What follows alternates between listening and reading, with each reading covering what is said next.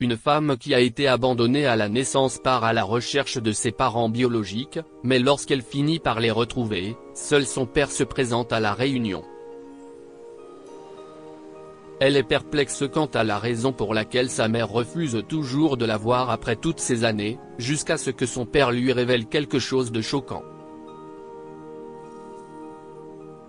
Lorsqu'Eric et Christine Jenkins n'ont pas eu la bénédiction d'avoir leurs propres enfants, le couple a décidé d'adopter, et CIST ainsi que la petite Hope est entrée dans leur vie. Christine et Eric ont adopté Hope alors qu'elle n'avait que 3 mois. Les parents biologiques de Hope l'avaient appelée Lily, et ils l'avaient abandonné le bébé dans un hôpital avec une lettre et leurs photos. Christine et Eric n'ont jamais su ce que contenait la lettre, car ils ont refusé de la prendre auprès du directeur de l'orphelinat après avoir adopté Hope. Ils ont reconnu Hope comme leur propre enfant dès qu'ils ont posé les yeux sur elle, et ils n'ont pas voulu s'attarder sur son passé.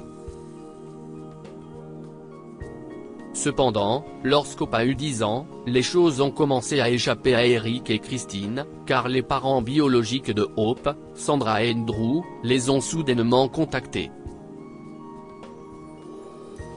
Que devons-nous faire maintenant, chérie? Et que veulent-ils de nous après toutes ces années?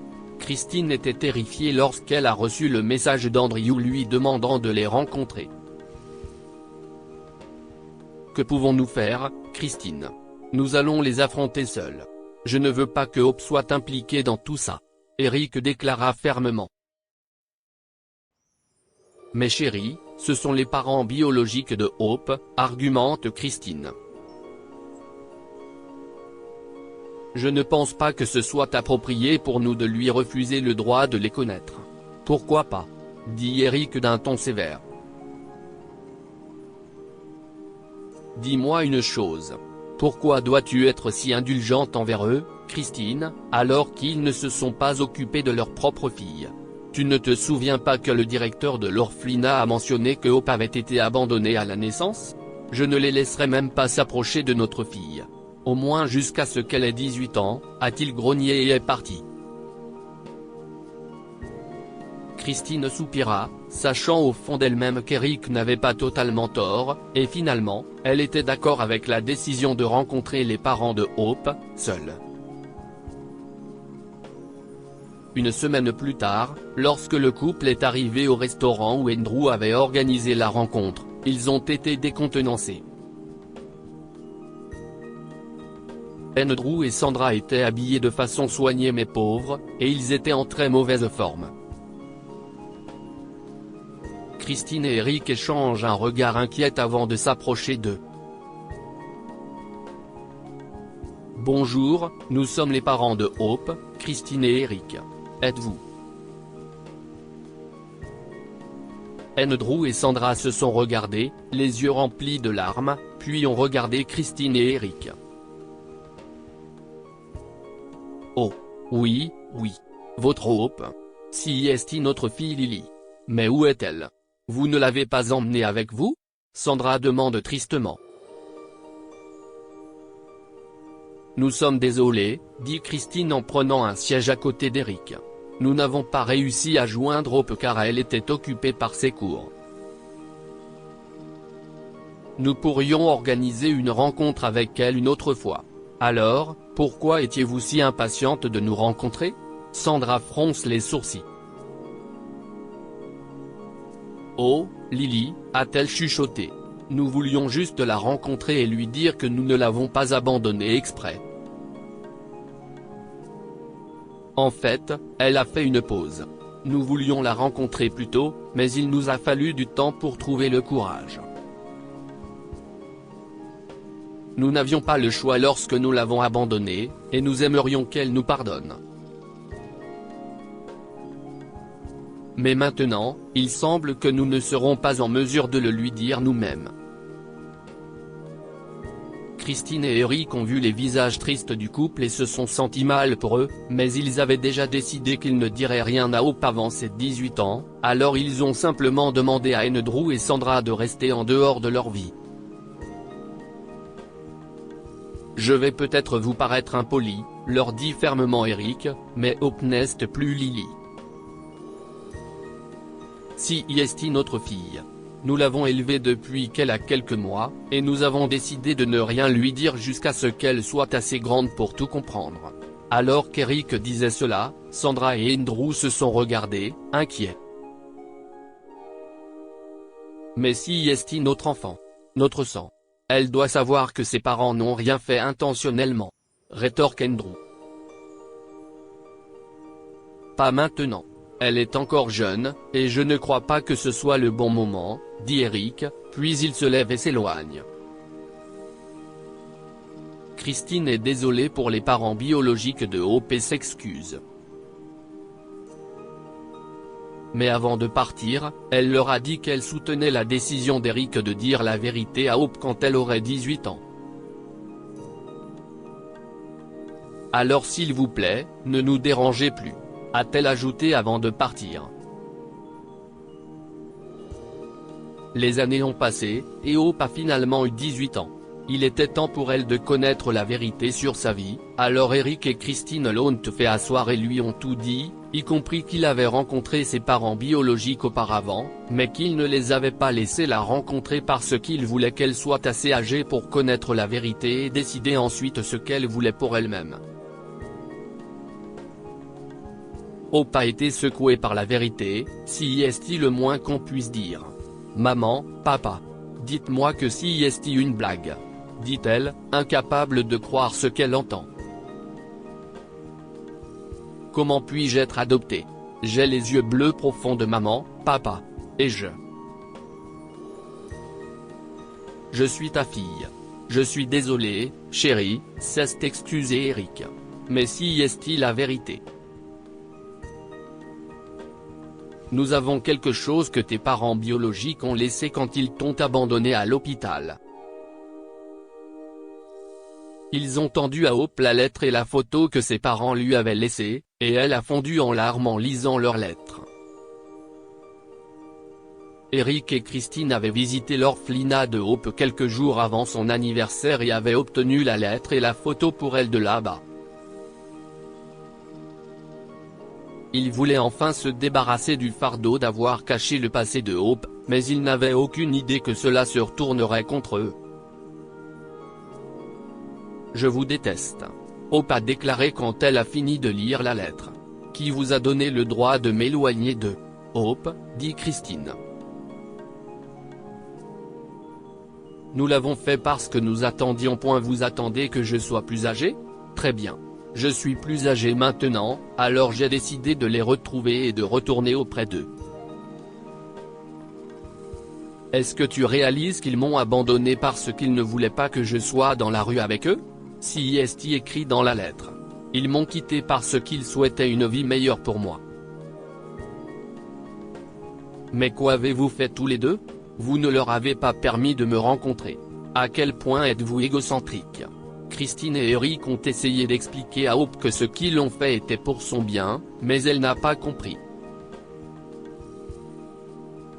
Elle était tellement enragée qu'elle a intentionnellement choisi une université dans une autre ville et n'a plus jamais parlé à ses parents adoptifs après avoir déménagé. Pendant ce temps, elle n'a pas cessé de chercher Sandra et Andrew. Elle les a cherchés sur Facebook, a contacté son orphelinat, et a même vérifié les bases de données publiques, mais rien n'y a fait. En dernier recours, elle a posté une requête en ligne en utilisant la photo de ses parents biologiques. 2 ans plus tard, quelqu'un lui envoie un DM prétendant connaître l'homme sur la photo. Le message comprenait la photo d'un homme mince et âgé travaillant dans un magasin de la ville natale de Hope. L'homme qui lui a envoyé le message, accompagné d'une adresse, a écrit « Je pense que l'homme que vous recherchez est mon employé. » Il s'est présenté comme étant Peter. Vous êtes toujours la bienvenue pour venir le rencontrer. J'ai inclus l'adresse de mon magasin. Il travaille dans l'équipe du soir. Les yeux de Hope se sont agrandis lorsqu'elle a regardé la photo. C'était bien son père, Andrew. Elle a répondu au message, demandant à l'homme de transmettre son message à Peter Andrew. Elle a écrit « Eh, papa. Si estime-moi, Lily. Je suis si heureuse de t'avoir enfin trouvé. Je serai là demain pour te rencontrer. S'il te plaît, emmène maman avec toi. J'ai joint l'adresse d'un café à ce message. J'espère vous y voir avec maman. Je t'aime tellement. » Le lendemain, Hope s'est envolée vers sa ville natale pour rencontrer ses parents. Et quand elle a enfin vu son père biologique, les larmes n'ont pas cessé de couler sur ses joues. « Papa ?» a-t-elle demandé en s'approchant d'une table où était assis un homme âgé et mince, dans des vêtements miteux. « Bonjour, si estime-moi, Lily. Je suis désolé d'avoir mis du temps à venir te voir. » L'homme a levé la tête pour la regarder, les yeux pleins de larmes. « Oh, Lily, si esti-toi, mon bébé ?» s'écria-t-il en se levant de son siège et en l'entourant de ses bras. « Où est maman? Je veux la voir. » Hope a demandé, et le visage d'Andrew s'est effondré. « Ta mère ? » demande-t-il doucement. « Elle ne va pas pouvoir te rencontrer, Lily, » a-t-il soupiré. « Elle ne va pas point après toutes ces années, elle ne va pas me rencontrer ? Qu'est-ce ce que tu veux dire, papa ? » Hope a demandé, les yeux pleins de larmes. « Quand elle a rencontré mes parents adoptifs pour la première fois, elle était excitée de me rencontrer. » « Papa, s'il te plaît, dis-moi où est ma mère ?» a-t-elle demandé avec anxiété. Andrew soupira et prit les mains de Hope dans les siennes. « S'il te plaît, assieds-toi, ma chérie. Il y a beaucoup de choses que tu dois savoir. » Alors que Lily s'installait, Andrew a révélé son histoire, qui a laissé Hope en larmes une fois de plus. Il s'est avéré qu'Andrew avait changé son nom en Peter après avoir rencontré les parents adoptifs de Hope. Cette rencontre lui a permis de comprendre que sa fille était entre de bonnes mains puisqu'Eric et Christine étaient très protecteurs envers Hope. Andrew et Sandra savaient que Hope pourrait essayer de les retrouver un jour, mais ils étaient gênés de la rencontrer car ils venaient de laisser leur fille à l'hôpital. Ils ont donc commencé une nouvelle vie pour eux-mêmes avec une nouvelle identité afin que Hope ne les trouve pas. Il a également révélé que, malheureusement, il y a 3 mois, Sandra est décédée des suites d'un cancer. « Elle t'adorait beaucoup, Lily », a ajouté Andrew. « Nous t'aimions tous les deux, et une fois que nous avons rencontré tes parents adoptifs, nous avons su que tu étais en bonne santé. Nous nous excusons de ne pas avoir pu te donner une bonne vie. Nous étions très pauvres, et nous ne voulions pas que tu aies une mauvaise vie comme nous. Crois-moi, c'était difficile pour nous de ne pas faire demi-tour et de ne pas te prendre quand nous t'avons laissé à l'hôpital, mais nous n'avions pas le choix. Je suis désolé, a-t-il réussi à dire avant de s'effondrer en larmes. Si est bon, papa, a assuré Hope. Je n'aille jamais reprocher quoi que ce soit à toi ou à maman. Je suis furieux que mes parents adoptifs m'aient caché la vérité pendant si longtemps. J'ai raté l'opportunité de rencontrer ma mère à cause d'eux. Ce n'est pas juste. Oh non, Lily, dit Andrew en essuyant ses larmes. Ce sont eux qui t'ont donné une bonne vie. Tu n'imagines pas à quel point ils t'adorent. J'ai vu leur inquiétude et leur affection pour toi dans leurs yeux quand je les ai rencontrés. Crois-moi, tu devrais leur être reconnaissant. Ils ont pris soin de toi comme ta mère et moi l'aurions fait. La mort de ta mère était destinée, chérie. Nous n'aurions pas pu l'empêcher. Après avoir entendu Andrew parler si bien d'Eric et Christine, Hope a réalisé qu'elle avait été trop dure avec ses parents adoptifs et qu'elle avait réagi de façon excessive. Ils ont fait de leur mieux pour l'élever et ne lui ont jamais fait sentir qu'elle n'était pas de leur sang. Hope savait qu'elle leur avait fait du tort et voulait se racheter. Cependant, elle n'allait pas laisser Andrew derrière elle. Elle l'a emmené chez elle et a décidé de s'excuser auprès d'Eric et Christine. « Je suis désolée, maman et papa », dit-elle en les serrant dans ses bras. « J'ai été trop dure, et je n'ai pas pensé à tout ce que vous aviez fait pour moi. Je suis désolée. J'ai aussi ramené papa à la maison avec moi pour qu'il puisse vivre avec nous. J'espère que ça ne te dérange pas. » Oh, chérie, cesse d'écrier Christine en embrassant sa fille. Nous sommes si heureux que tu sois revenu. Nous n'avons aucune objection à ce qu'Andrew reste avec nous. N'est-ce pas, Eric? Après tout, si est ton père. Eric acquiesce. Absolument. Nous avons toujours voulu que tu puisses choisir ce que tu veux, Hope.